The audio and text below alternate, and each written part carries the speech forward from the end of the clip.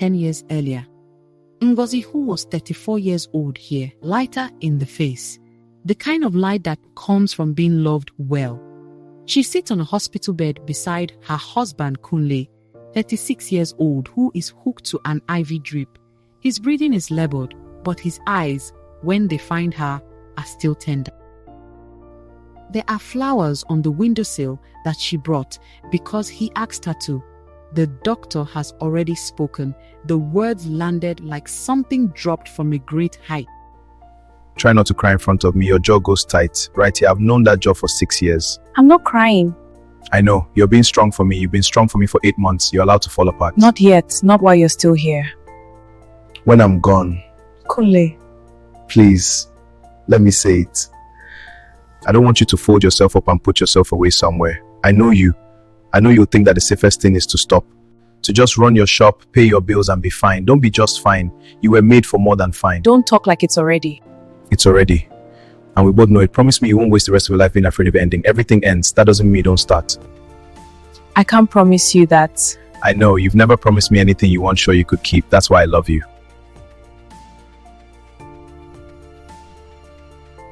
After Kunle died the second day, at hospital corridor, Ngozi sits alone on a plastic chair.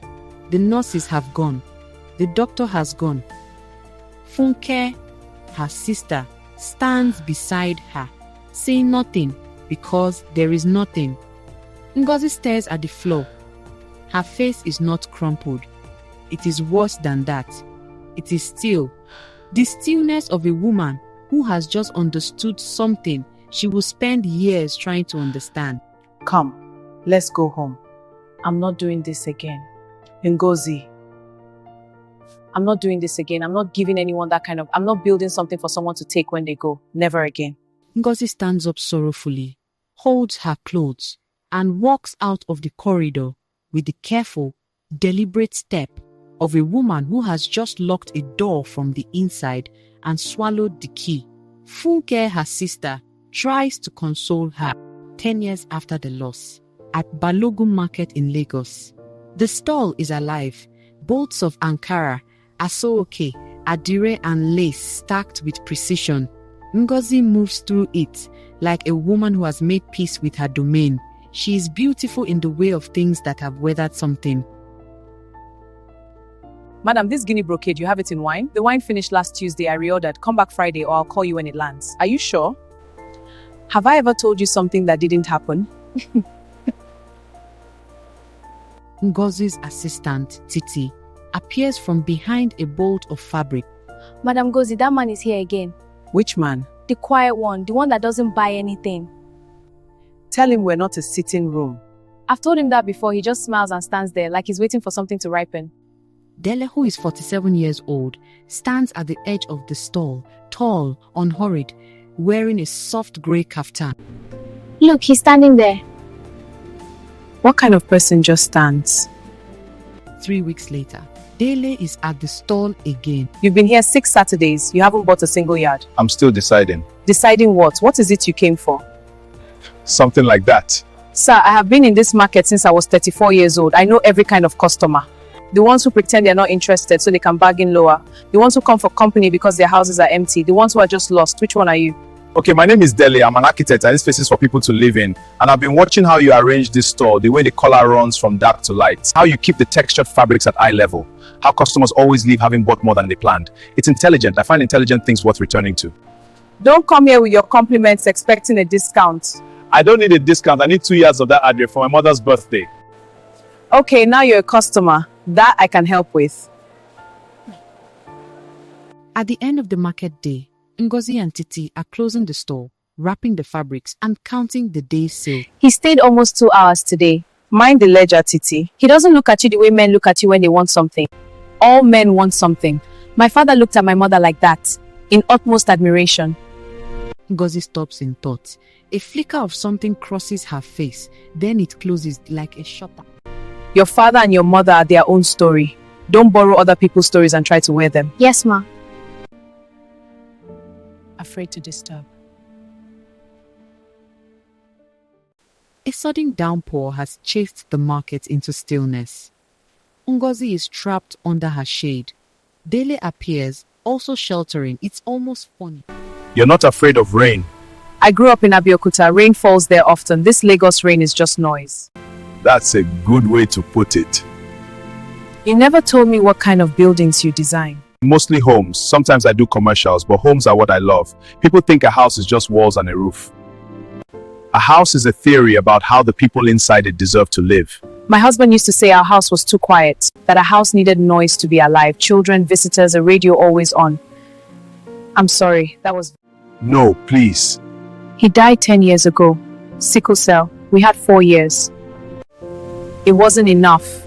And it also felt like it was everything I was allowed. Dele doesn't rush to fill the silence with comfort. He just stays in it with her. That is the thing that surprised her. My wife left. She said I loved the buildings more than I loved her. She wasn't entirely wrong. But I think the truth was, I didn't know how to be inside a relationship the way I knew how to build one. I understood the structure, not the living. You're a strange man, Dele. I've been told. I don't mean it as an insult. I know. 6 months later, at Ngozi's stall, she confronts him. She has been building up to... I need to ask you something and I need you to answer me plainly. All right. Why do you keep coming here? And don't tell me it's for fabric. You've bought 12 yards total in almost 2 years. My worst customer buys more than that. What do you think the reason is? I think you feel sorry for me. I think someone told you about me, about Kunle, about how I shut everything down after he died. And you decided I was a project, a woman who needed rescuing. Who told you I knew about Kunle before you told me yourself? I came to this store because I needed Ankara for a site visit and someone in the market pointed me here. I kept coming back because you are the most deliberate person I have ever met. You do nothing by accident. You mean every single thing you do. That is not pity, that is the opposite of pity. I'm not available. I want you to understand that. Whatever this is, I am not available. I know. I'm not asking you to be. I'm just asking to keep talking. Saturdays only. And buy something. What do you recommend? In the 3rd year, Ngozi is at home, a neat, modest apartment. She is on the phone with her older sister Funke. Ngozi, a man does not spend 3 years of Saturdays on a woman he only sees as a friend. People are allowed to be friends. When last did you have a friend that made you light up the way you lit up just now describing him? I lit up? You've been smiling since you said his name. I can hear it through the phone. Ngozi sets down the phone for a moment and looks at the wall. There is a piece of fabric pinned there, red, blue and white, the first thing Dele ever bought. She doesn't remember when it from her inventory to her wall. Funke, when did I put his fabric on my wall? Go and call that man. On this very Saturday at the store, Ngozi is different today. Something has been resolved in her. She waits for him. He arrives as always. Good morning. Sit down. I owe you an apology. For what? I accused you of pity. I've been treating your consistency like a problem to diagnose. Like there had to be something wrong with you for still coming. I was afraid. I know. You knew? Of course I knew. You're not a difficult person to read, Ngozi. You're just a person who has decided that being read leads to being hurt. So you make it inconvenient. You stayed anyway. I'm an architect. I don't abandon a structure because the foundation took time to set. I have been in this market for 10 years. I built something here because it was the one thing that felt safe to build. It doesn't ask anything of me that I'm not willing to give. It doesn't leave. I don't know how to want something that can leave. Then we build it like we build the things that stay. Slowly. With good materials. Checking the foundations before we go higher. I'm not asking you to stop being afraid. I'm just asking if you're willing to try. You'll need more than 12 yards if you're going to be a proper customer. Tell me what you recommend. The Fabric of Things, a story about what we build when we are not paying attention.